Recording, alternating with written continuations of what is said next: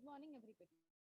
A warm welcome to today's webinar. I'm Sujita Dev from Srajan Welfare Society. Today's webinar is our guest speaker is Professor Dr. Niharika Hora. I would request everybody please write your name and the location from where you are in the chat box.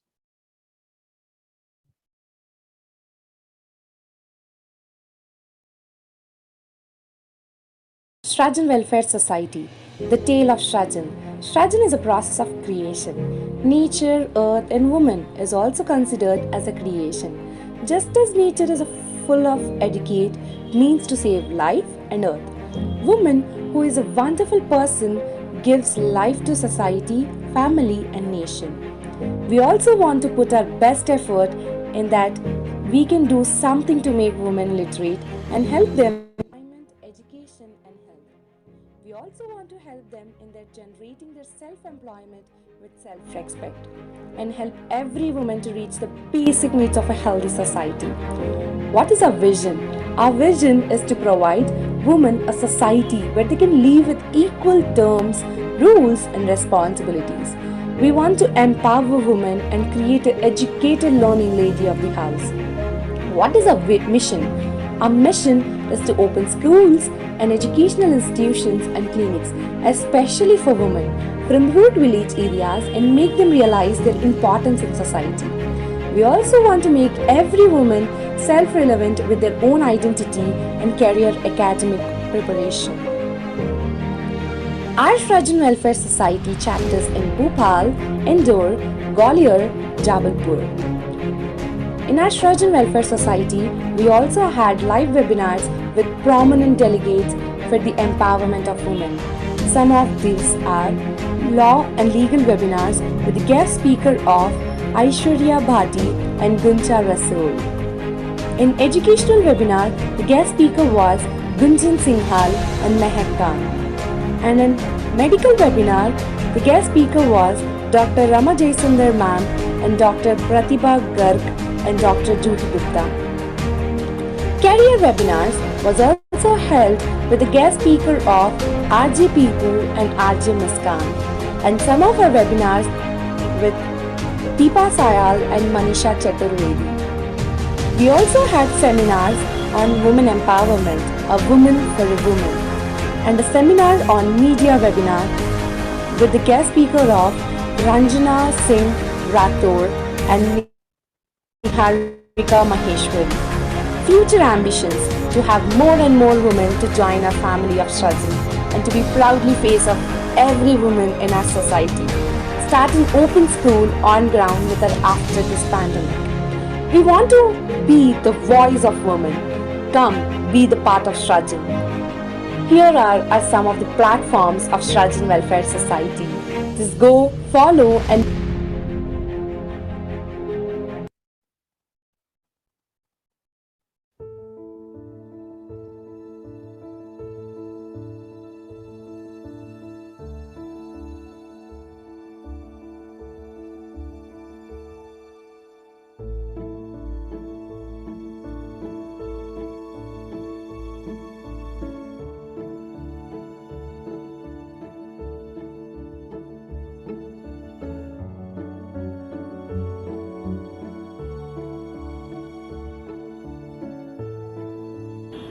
सशक्त नारी से है सशक्त समाज की पहचान। स्त्री की उन्नति पर ही राष्ट्र की उन्नति निर्भर है। नमस्कार, मैं हूं आपके साथ Niharika Maheshwari. Hello everybody, I am Niharika Maheshwari and I will be meeting all of you tomorrow at 15th April 5 p.m. by an event organized by Srajan Welfare Society, and the topic will be the most important topic, keeping in mind the current situation right now. The topic will be role of mass media in accelerating women empowerment. जी हाँ, नारी सशक्तिकरण, इस पर बात होगी. Catch you tomorrow, and if you haven't registered yet, please click on the link below and register. See you tomorrow. Bye. Hi guys, I'm Ranjana and I'll be connecting to you all via this webinar organized by Srajan Welfare Society on a very important topic, that is a role of women in mass media. Good evening and welcome to all my wonderful viewers. I am Mrs. Rana Khatri Kandan, just coming live on 31st May at 3 p.m. just at Srajan Welfare Society on a corporate webinar just for you, talking on the myths what entrepreneurs can break to become successful. Also talking about stereotypes. Do watch me. Look out, coming soon. I am Dr. Abhay Kumar, Vice Chancellor Pratap University, Jaipur, Rajasthan.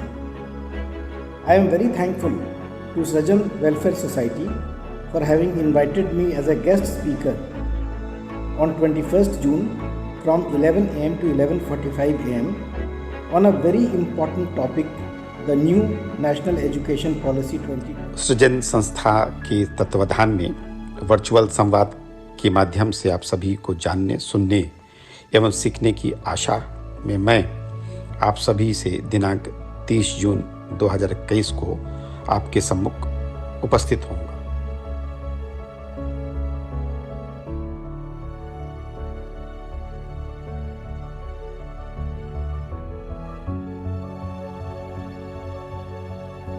खम्मा घड़ी। My name is पहल मंत्री. I am from Jhalawar, Rajasthan. आप लोग मली में घणो बढ़िया लाग्यो. आभार. Everyone, my name is Arushi कानंदो. नमस्ते, मेरा नाम Arushi कानंदो. Hello everyone, I am Deepthi from Srajan Welfare Society.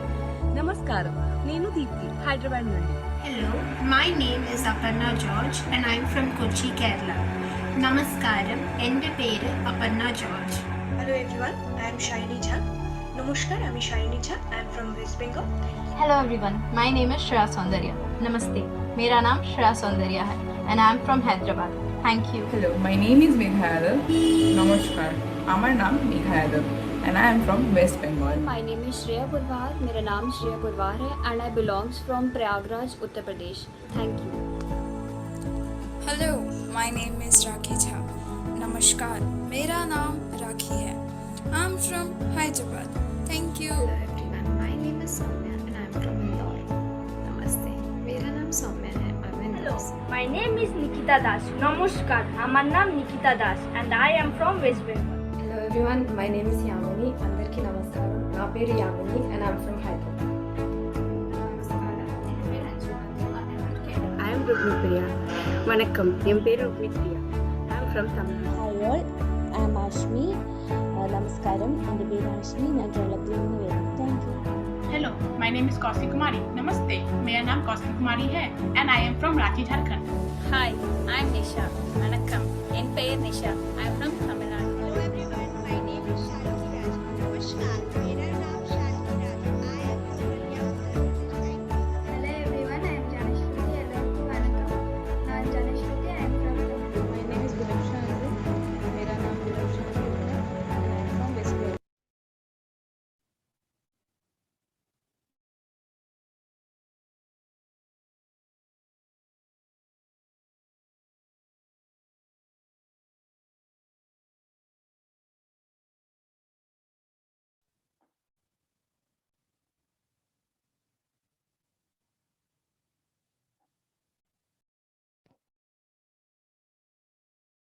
Good noon, everybody. A warm welcome to today's webinar. I'm Sujita Dev from Srajan Welfare Society. This is a women-centric organization helps women to achieve success and empowerment by enlightening the society. Our aim is to make women more self-sufficient in terms of their career and identity. Today's webinar will be featuring Professor Dr. Niharika Vora as our guest speaker. Dr. Niharika Vora is the Vice Chancellor at the Delhi Skill and Entrepreneurship University. Along with that, she is a specialist in behavioral science. She also served 21 years as a professor in organizational behavior area at Ahmedabad.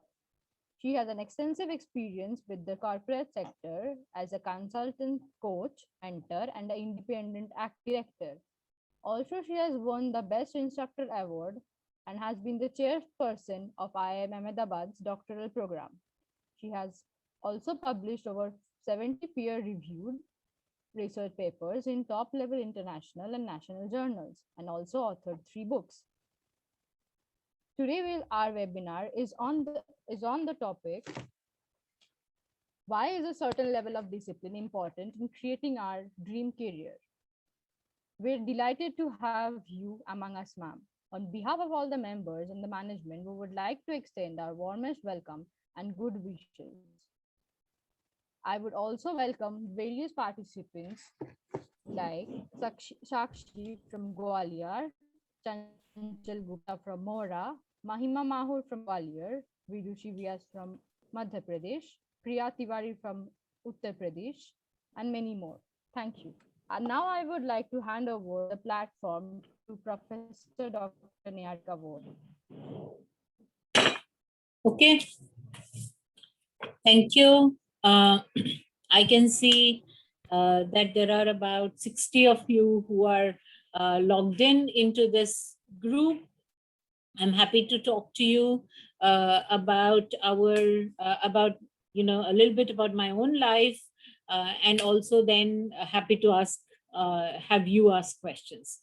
So I'm hoping that we will do this. We will wind this up by 1 o'clock. So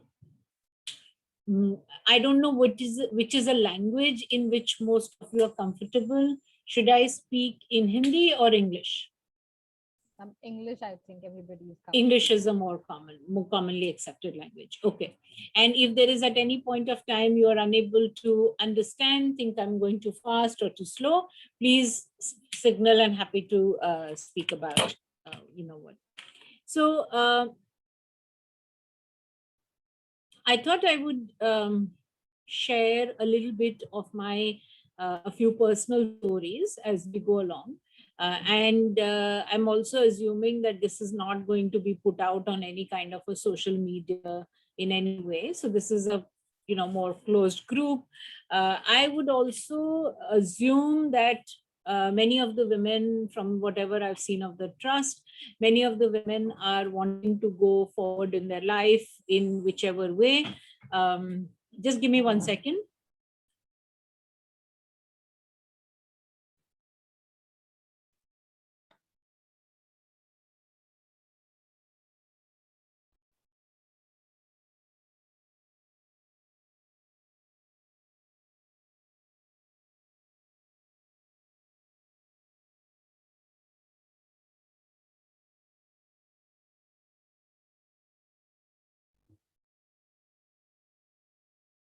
No, I'm not audible.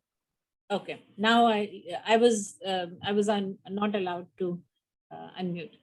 Okay, so I'm assuming many of you are young women who have many dreams as you want to go ahead in life, and I think it is always useful to hear from other women who have traveled as much from in their lives, and see what has helped them grow and what has helped them develop. So very quickly, because we are only 61 of us, can you on the chat messages, all of you, very quickly just write what age groups you belong to? So you can say between 20-25. So just write your age. We don't know who is who. It doesn't matter. So just write your ages in the chat group. You don't even have to say anything.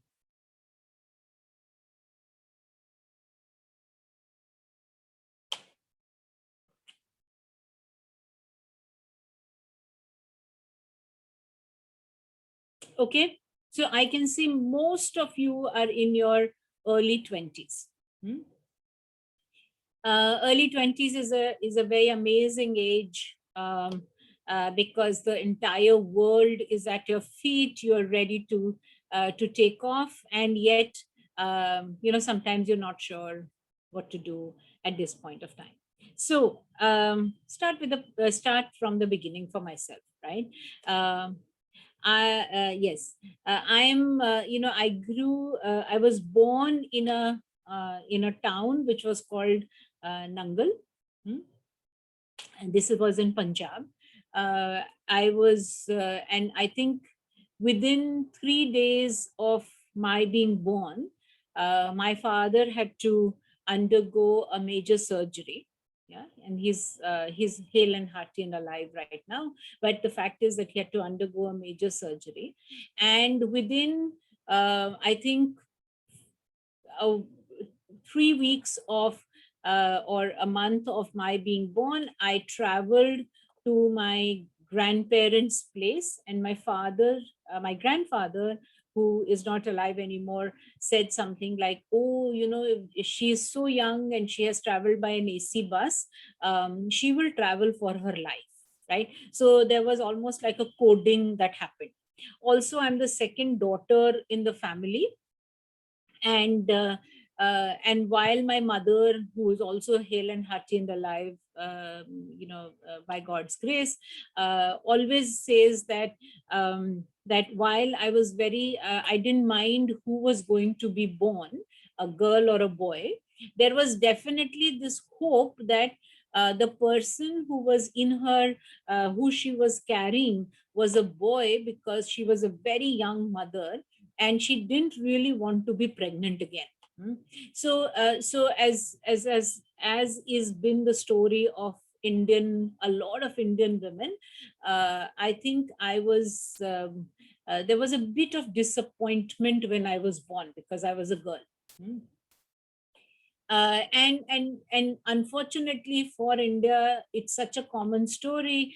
In fact, as many of you possibly know, Indians put together in the last 20 years have killed more women, more girl babies than the Nazis actually killed Jews. So ये कोई छोटी बात नहीं है. You know, it's a huge thing that we are all alive and we are 20 or whatever age we are, and we are able to come on a screen, because there are at least 20% of the girls who were born did not even see the second day of their life. They were killed because they were girls. That is a story that doesn't get told, but it's a reality. India has among the worst male female ratio in the world.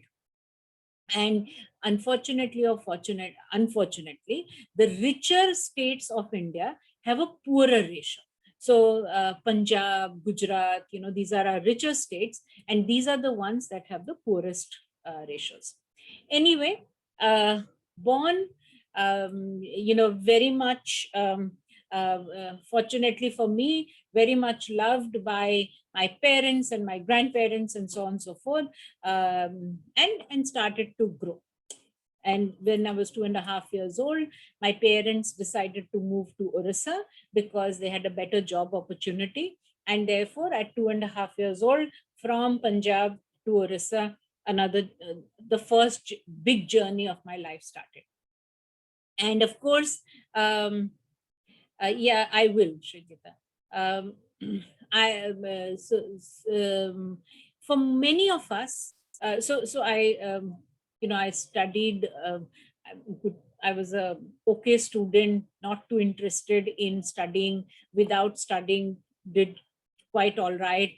Was very interested in reading stories. Was very interested in eating guavas and mulberry.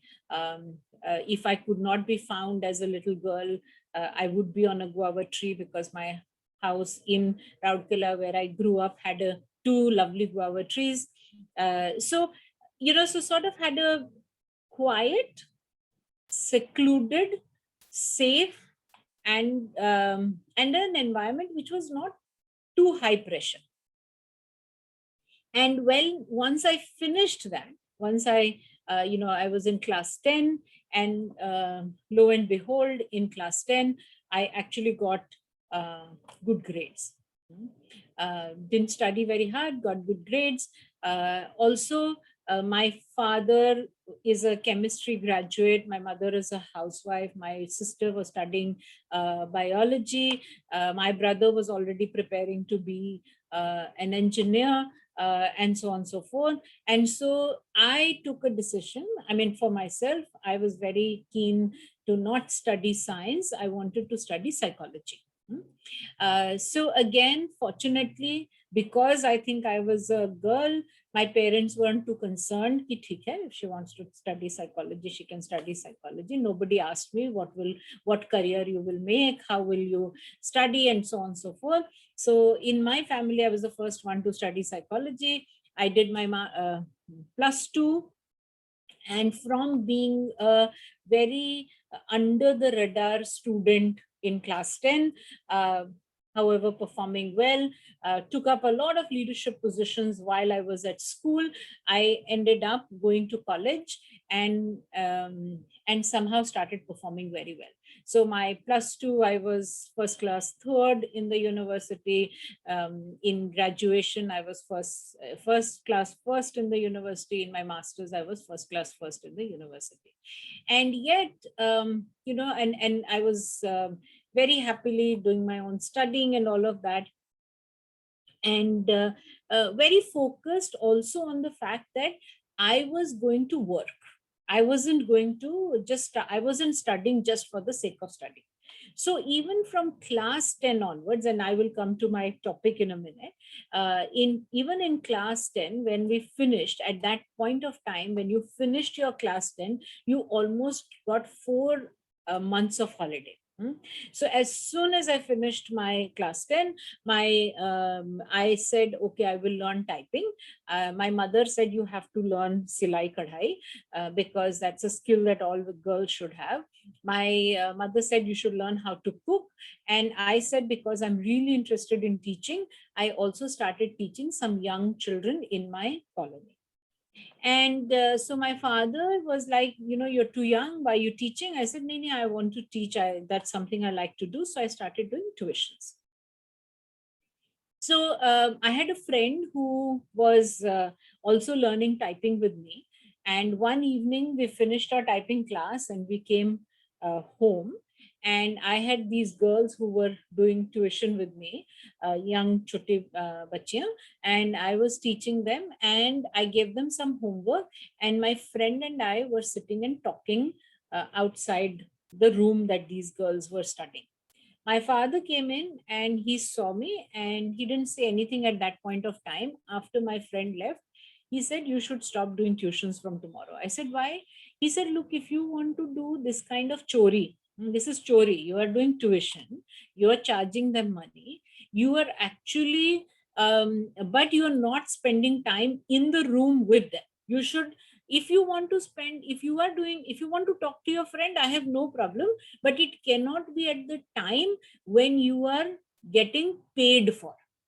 Now it was only like these girls were really young, they didn't need all my attention, but it was a great lesson for me because my father taught me that when you charge somebody something, you have to give them 100%. Yeah, you can't simply do multitasking on that. You can't teach other time and you can't do this. I was very upset with my dad for a little while, but totally agreed with what he said. And from that day on, to date, yeah, when I teach or when I do something, I do it 100%. It was a great lesson because it doesn't matter whether you are charging this or whether you're not charging, whether these are young children or older children, whether you're teaching at IMA or to a free group of free students, it doesn't matter. The important thing is that you must give your 100%. And there are times today when I can actually possibly get away by giving less. It is not in my DNA any longer. So it was a very important lesson that I learned from my father. Also, I was at that point, I studied in an English medium school. And yet, while I studied in an English medium school, I always felt that I needed better English. So again, for my class +2 and my BA, I would read constantly. I would read the same material again and again. I would not memorize, but I would read the same material again and again, especially if I liked the English language in which it was written. And as a result, in fact, even today, sometimes some of my friends jokingly say, you almost speak like you are reading out from a book. I'm never reading out. I've never read out since then, but it's how I have learned English. Again, it has been through a lot of discipline and a lot of patience that I've learned, because it's not easy to read the same thing again because you've already done this. So that was my, again, it was a self-learned thing, but it has been something that has stood me in good stead, because I decided I would be a researcher and a teacher. And as a researcher and teacher, your ability to speak a language well, your ability to articulate become really important. So that is the other thing. The second thing that I did, again, the third lesson. So I went, after I finished my bachelor's in psychology, I went to study at Utkal University, which was in Bhubaneswar. So I went to a hostel to study, and I was to do my master's in psychology. And when I went there to do my master's in psychology, because it was in Orissa and because it was in Bhubaneswar, the capital city, everybody, including my professors, spoke Odia. While I'd grown up in Orissa and Rourkela is more cosmopolitan, so I did not learn Odia. I learned like class 5 to 8 as a third language. I learned Odia to that level to pass and get marks, but I had not learned how to speak Odia, because we had one neighbor in a neighborhood of 30 families who was Odia. And they did not speak Odia with us. We did not speak Odia with them. So I had never learned. So when I went to the hostel and when I went to study in psychology in Utkal University, and everybody else spoke Odia there, I decided if I want to be part of this community, I need to learn this language. Yeah. And of course, once you put your head to it, I learned it within a month's time. I was speaking fluent Odia. I made mistakes.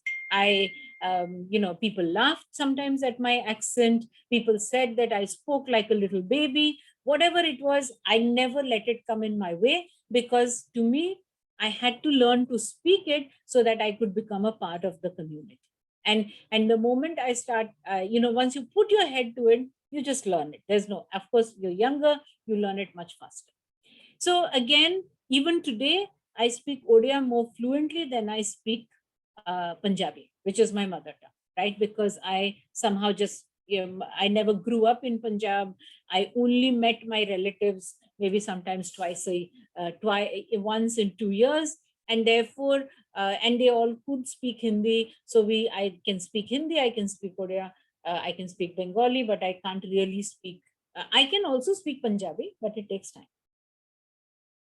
So while I was doing my master's at Utkal University, there was a note that came around which said that there is a professor who's coming from Canada, and he is interested in having a research assistant for 3 months. This was just as I was completing my master's. I was like, wow, this is so good. I will now learn how to do research and I will get paid. I did not want to go home after my master's exam and wait for my results. I wanted a job right away. Yeah. And not because my parents couldn't afford me to keep me, but it was like, ab maine master's kar liya, I should not be staying at home.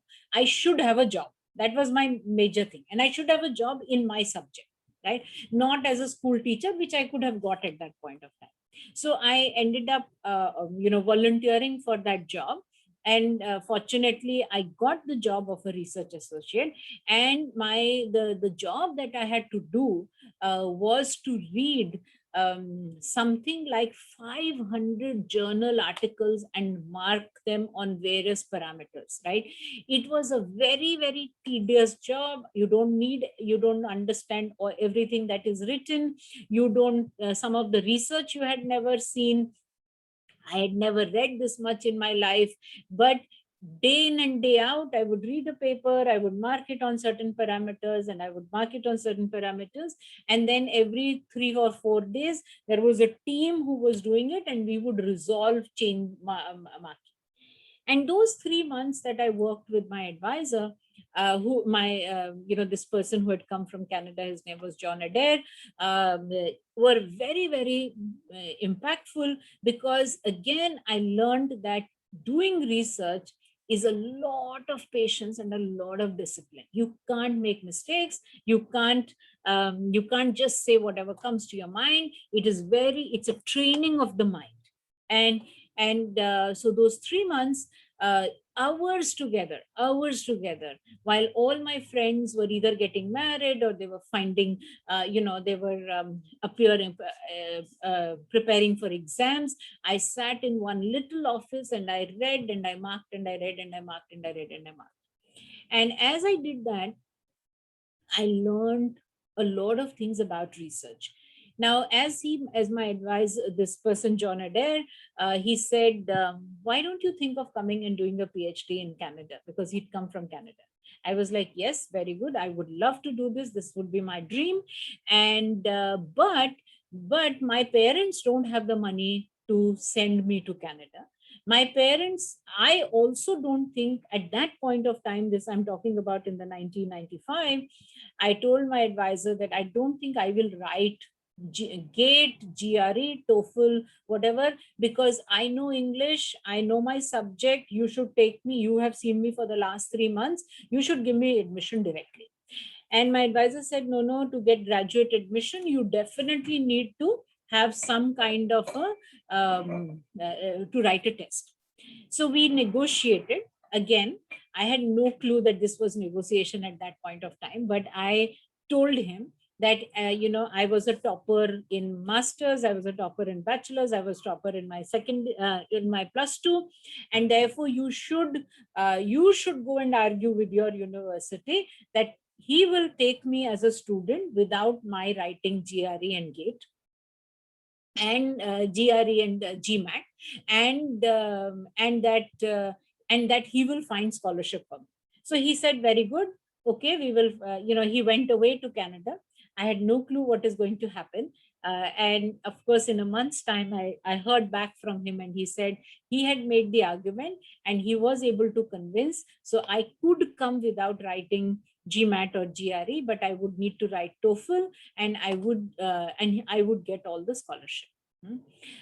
So my parents, I got all of that done. And then I told my parents, until this time, I'd not told my parents that I was thinking of going to Canada. So when I got my admission letter, I actually got 2 admission letters. One from the University of Alberta, where there was another professor who gave me half scholarship, and this was this professor who gave me full scholarship. Of course, I chose the one that gave me full scholarship, and I said, I have admission in Canada and I'm going to go. My father looked at my admission letter and he said, Beta, we do not have the money that if you have an emergency, that we will be able to come to Canada to see you or do something for you. He also said that while we might be able to give you just enough to, take you to Canada, that is buy your ticket and, whatever initial expenses, but that would be money that would come from what they had saved for my marriage. And so it was a choice that I had to make. So either I could spend that money that they had saved for my marriage to go to Canada, or I could just, stay in India and get married.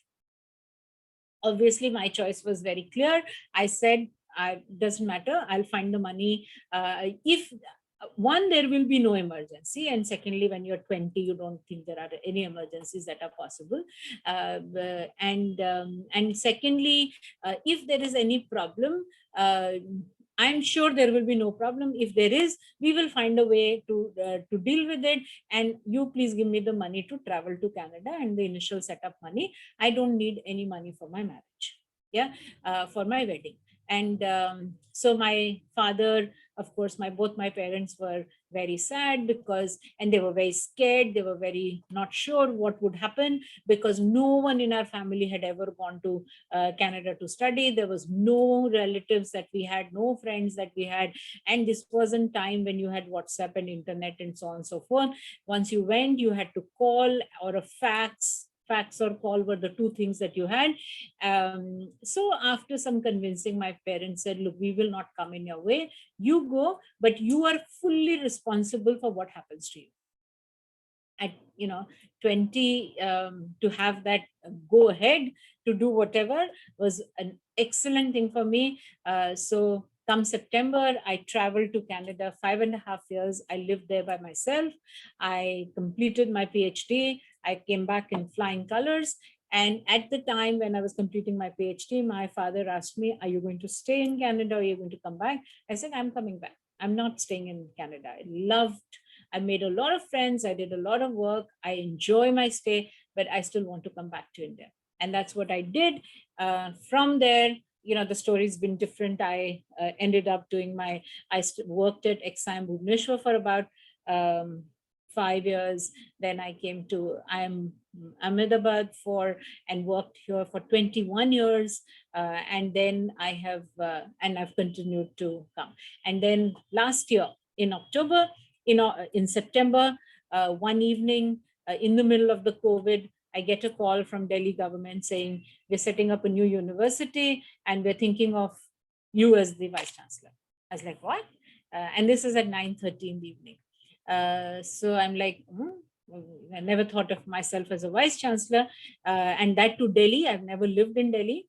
Delhi has never been my favorite city in any way. So I just, thought about it, and I said, well, I have an opportunity to be a leader, and I'm going to take that opportunity. And I'll tell you why that opportunity was so important for me. At IIM Ahmedabad, I used to run a course which was called On Personal Growth. And I used to have a large number of team members, faculty members, who would also be part of this course. And when I would teach this course, there was one particular colleague, he was from Nigeria, who lived in India, and he would always say, I am so impressed with your leadership style. I'm someday going to write a book for you, on you. And I would say, I don't know what he means and all of that. And in July last year, he had a massive heart attack and he just died. Yeah. And when he died, I was so sorry. I was so sad that, not only had I lost a friend, but I also said, well, Zeb always used to say that, your leadership is something that I admire. And as my tribute to this man who died, I'm going to take up a leadership position. And of course, in September, this opportunity came. My first thing was at IIM Ahmedabad, I'm so comfortable. I don't need to do anything. I'm an established professor. I can get up from my sleep and teach. So I don't really need to do all of this. But here was an opportunity to be a leader. And here was an opportunity to be a leader in a space where there are very few people who are thinking about it. So as I'm sure all of you are currently very worried कि हम क्या job करेंगे, क्या करेंगे, what kind of jobs are we going to take when we finish our degrees and so on and so forth. What we said is that we will create degrees which are bachelors of science, arts and commerce and so on and so forth, and they will be job focused. So a student who does a bachelor's from our university is what we have finally decided and we have designed. At the end of 3 years, will be so job ready that no companies would just want these students if the student works hard. And my responsibility as a leader is to ensure that students work hard, learn their skills, and we build enough relationship with the industry that the student actually does well, so that they work, that they are interested and they will look at them. So again, cutting a long story short, every time I have faced a problem, I have always said, okay, what can I do? Rather than saying, oh, the world is such a terrible place, this happens. What can I do which will help me to look at this problem a little differently? So for example, there was one summer when I was at the University of Manitoba in Canada, and I wasn't going to come home. And in summer, often you don't get paid. There is no scholarship in summer. And I definitely needed something to be able to have some money for myself. And so I looked at some of the courses that were being offered at the university. And I looked at the fact that there was nothing that was offered on cross-cultural psychology. This was 25 years ago. So I went up to my department head and I said, look, I'm here this summer. I'm doing my PhD in cross-cultural psychology. I'm very interested in cross-cultural psychology. I will design and offer a course over summer in cross-cultural psychology. My advisor said, no, as a student, how can you teach cross-cultural psychology? It's a new subject, blah, blah, blah. I said, no, I think I can do it. And of course, my advisor was a very nice man. He said, okay, if you think you can do it, you do it. My department head said, fine, it's all right if you want to do it. So that summer, when I had no money, and I had, I had of course, my PhD work that was going on. I actually designed and offered a completely new course called cross-cultural psychology. And I learned a lot. I earned my money. And it also became a very important aspect of what I taught at IIM Ahmedabad as I grew along. So what I want to say is that, and all of this doesn't happen easily. You have to really work hard. Yeah, for developing a course that didn't exist in the university, I must have spent hundreds of hours researching, reading, finding resources, how to teach, and so on and so forth. And mind you, I was only 25 at that point of time.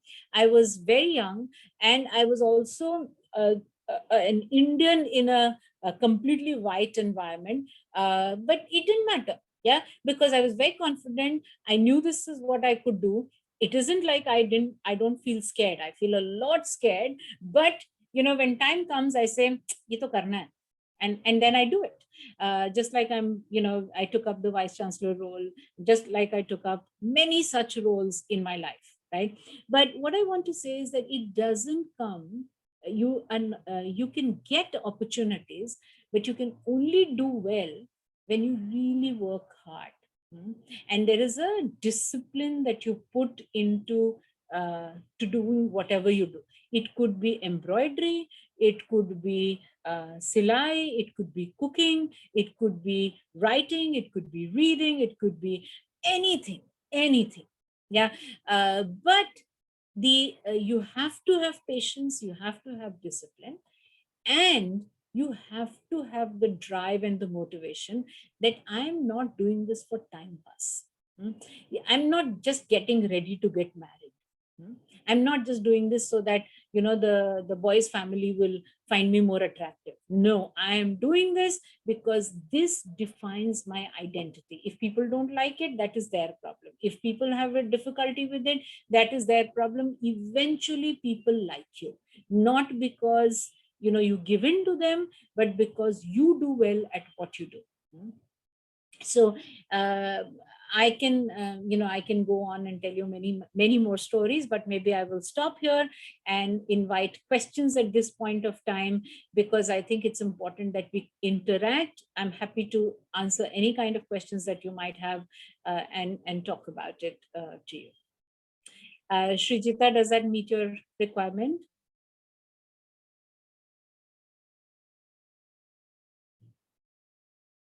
Can't hear you.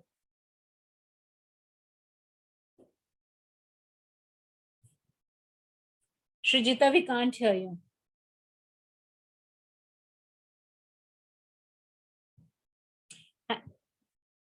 Thank you. Thank you, Kanishka and Anushri. Happy to take any questions. Okay, at first I would like to thank everybody, those who have joined the meeting, like Rita Kaur from Gwalior, Lakshmi Sharma from Madhya Pradesh, Sakshi from Punjab, Rubini Priya from Tamil Nadu, Gayatri Dhiman from Gwalior, Shivani Rajoria from Madhya Pradesh, Namrata Tomar from Gwalior, Shani Jha from West Bengal, Gaurav Sharma from Madhya Pradesh, Kaushiki Kumari from Ranchi, Nisha from Tamil Nadu, Pahal Mantri from Rajasthan, Adrija Sarkar from West Bengal, Tejashwani Tomar from Madhya Pradesh, Shivani Jaiswal from Prayagraj, G. Shalini from Tamil Nadu, Janani from Kudalore, Aditro Hajra from West Bengal, Shrimana from West Bengal, Devbani from West Bengal, Raj Singh from Madhya Pradesh, Tiyasha Sardar from West Bengal, Indrani Das Chaudhary from West Bengal, Abantika Das from West Bengal, Khushi Hinduja from Madhya Pradesh, Mayuri AK from Tamil Nadu, Gulafshan Anjum from West Bengal, Anchuri Soni from Maharashtra, Ritika from Uttarakhand, Nikhil Yadav from Gwalior, Urvashi Bandwal from UP, Anushka Nag from West Bengal, Kanishka Dikshit from Madhya Pradesh, Rashi Yadav from Gwalior. So a very warm welcome to everybody. And now I would like to ask you a few questions, ma'am. Sure. Okay. How many government schemes are there for the student or entrepreneurs? How many? I don't know. Yes. There are many. Yeah. I think you have to choose. You have to do your own research. You have to find out what suits you and then take that up. So government comes up with a lot of schemes, and there's a lot of money that government is willing to give. But I think given the fact that you're all internet savvy, do your research, talk to people and get it, and then work towards it. And how to find the government scheme and all? Like Google search? Research. We'll get It's that? it's all on internet. Google is there. Thank you so much, ma'am. Yeah. And, See, Google is a great resource. Don't ever underestimate it. Yes, right, ma'am. Right. Okay, so the next question. What the Delhi Skill and Entrepreneurship University has done for the skill development? So we have not done much. We are right now in the process of doing it.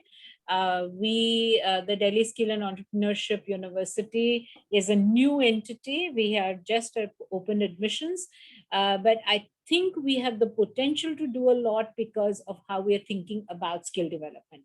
Skill is not a 3-month thing. Skill is not something that you can learn within 6 months. Skill is something that you learn when you really are able to do something at a larger level, right? You have to learn to do something well, and whether it is pottery or whether it is writing or whether it is coding, these things come through practice. In fact, Malcolm Gladwell says it is 10,000 hours of practice, to do something very well. So you need to learn, right? So what we have done is we have combined the need for all of us today need degrees. I could be a weaver, I could be a potter, I could be a leather worker, I could be whoever. I need degree. What we're saying is put the degree and skill together, because today degrees don't give jobs, and skill does not give me a degree. And if you want to combine these two, that is what we're trying to do at this point of time. And given the UGC's openness today, we're able to do that. So we've actually used the opportunity that NEP and UGC has given us to create courses which are skill-based. So you can look at our courses. It is that I will put it here. Please, if you are still thinking of applying, you can definitely apply. Here, this is our website. I've put it on the chat. All our courses are up there. Our admissions are open until August 17th. So please look at them. And if you have younger brothers and sisters, we also have 17 different diploma courses after class 10. Again, rather than students only thinking of ki +2 karke JEE karke engineering karenge, we are saying make that choice at class 10, enter into that diploma and make your life in there. And there are so many opportunities for students to do that. We're just opening up these opportunities for everyone. And we are saying everything can be a degree. Beauty and aesthetics, there is a bachelor's degree. So if you want to be a world-class beautician, you can register at DSCU. You can learn the world-class beauty standards, and you can also earn a BA degree in it, and not just a certificate.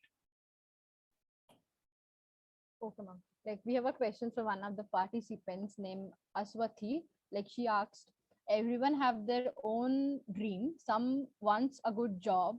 So how we have to maintain discipline and organization? Okay. How, I don't know, but you have to. You can't go into, I have so many students who come into, I have many young team members, right? You can't, and some of them are very consistent. Yeah, it's not like they always they do the right thing. They just work very hard. And they work consistently. I have one team member who's brilliant, Yeah. But every 3 days, something happens to her and she doesn't come to work. So if I have to now renew the contract of these two people, one who's not brilliant but extremely consistent and really works hard, this one is brilliant, works hard, but is inconsistent, I will renew hers. Why? Because brilliance I need only maybe for 50% of the time. I need a lot of consistent work from the other person. When I say, please read this, you should have read it. When I say, please get in touch with the CM's office, somebody should have got in touch with CM's office. Not saying ki, I had fever, I was in a bad mood, I was doing this, I was doing that. I think a lot of times, especially women, because I'm in an all women's group, I can say this, especially women, somehow don't think that their presence every day counts. Yeah. You have to, whether you're working from home or office doesn't matter, but if you are working, you have to be logged in for the 7-9 hours that are required, and you have to be doing what is expected, and not say कि आज mood नहीं है, आज तबीयत खराब है, आज ये problem है, आज वो problem है. You just can't. That's not how you can ever grow in a job. You have to work consistently. If that is a choice you don't want to make, you're welcome not to. Yeah. But if you choose to work in an organization, if you want to do something meaningful and impactful, you have to work consistently. So discipline becomes really important. So can I ask you the next question? Yes, please. Yeah, ma'am, how can Srajan get some benefits from your platform, your university? I don't know. I don't know. You have to figure out. Srajan can only see there. I think it's not about benefits. Yeah, it's about you have to, all women. So Srajan has all these young women who are joined in. You can look at some of the job opportunities we have. You can look at some of the interesting courses that we are designing. You can look to volunteer. You can look to come up and study. It is up to you. It's really up to you.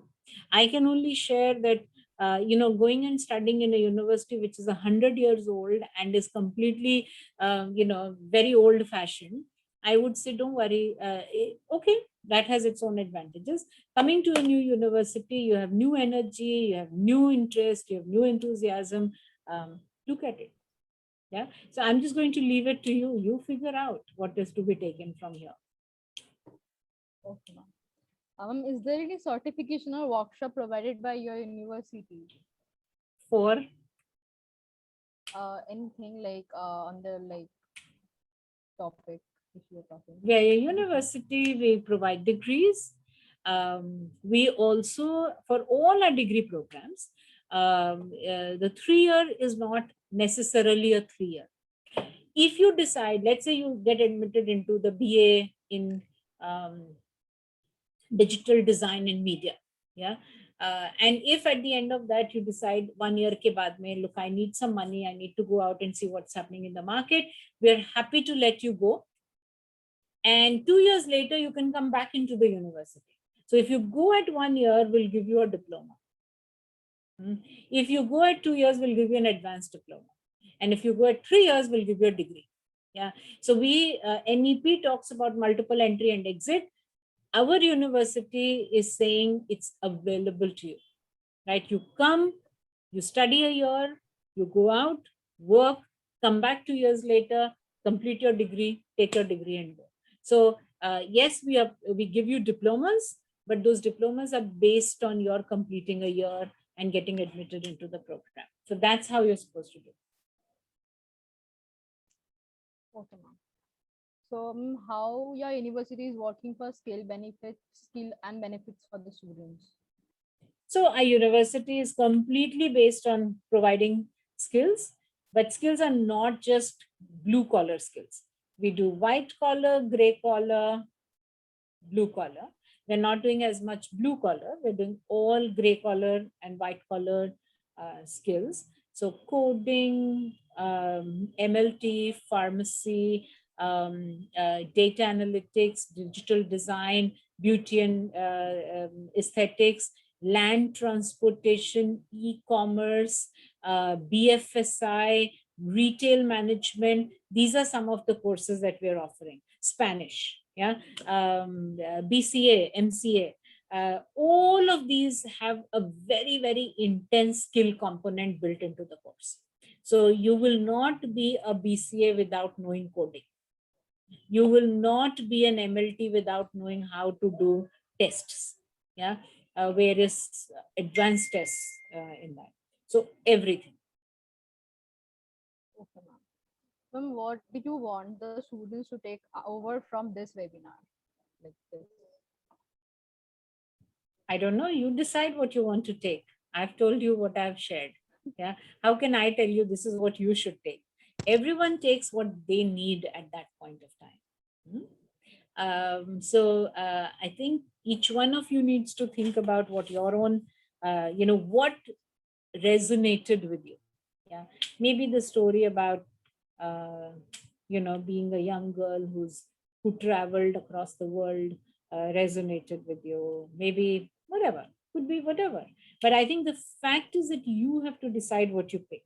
And you have to, the only thing I can tell you is that there is nothing that you can gain if you don't take a risk. Yeah, you just can't gain anything without taking a risk. You can't be ultra safe and be successful. Maybe if you were an Ambani, that is a different story. But most of us middle class people, lower middle class, I think we have to risk to succeed. So Our that, parents don't have the kind of money. Okay, ma'am. There are a few questions from our participant sides. Okay. So just a second, ma'am.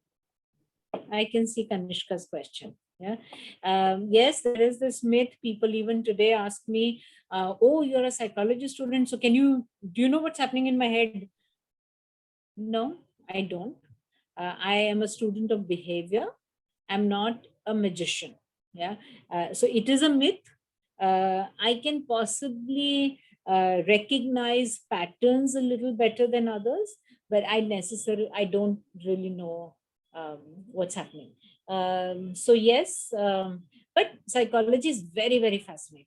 It gets into topics such as learning, memory, motivation, understanding the other, understanding the self. So if these are the kind of things you like, I think you should study it. One more question has been asked by Shalki Raj. Okay, like he asks, what more can we do to inspire in every aspect of life and career? All I can say is be honest. It's okay not to know. It's worse to hide that you don't know. Ask people questions, be curious, and take risks. Yeah, and don't stand for inequality. You know, I tell this to my colleagues as well, and I'm telling this to you as well. What does feminism mean? Feminism means believing that men and women are equal. If you say I'm not a feminist, are you therefore saying men and women are not equal? Yeah. Of course we are equal. We have different capabilities. All of us have different capabilities. Not two women don't have the same capabilities. Two men don't have the same capabilities. But I need to have equal access to all opportunities and all problems, just like another man has to have access, right? It's like to opportunities, we need equal access. So I think never accept somebody who tells you, hey, you don't need this because you're a woman. Don't do this because you're a woman. Don't do it if you don't want to do it. But don't not do it because you're a woman. Never do that. And both things, when I got when I got married, of course, I've always had a job, right? I've had a job when I was from class 10. I've always earned money. I decided as a daughter-in-law of the family, whenever there was a financial issue in the family, I always gave money. I never said, "Ye mera paisa hai, ye main nahi dungi." I never said any of that. I'm an equal member of the family, right? And I will help whenever that money is required, whenever there is any kind of help that is required, right? So I can't say as a woman, you give me equality there, but here I will not. So be equal everywhere. Yeah, everywhere. Make sure you help, make sure you receive help, make sure you don't take a no for an answer just because somebody thinks of this and that. And make sure you also give equal opportunity to other men and women who work for you or who are around you. Yeah, as a woman, as a young woman, because many of you are really young women, please recognize that don't ever cut other women down. Yeah, don't allow the narrative that two women can't work together to be true. Yeah, your best friend can be a woman, it could be a man, it doesn't matter, right? But when there is another woman in the organization, make sure you don't compete with her. You become a friend, you collaborate with her, because together you can create a bigger impact than each of you fighting with each other.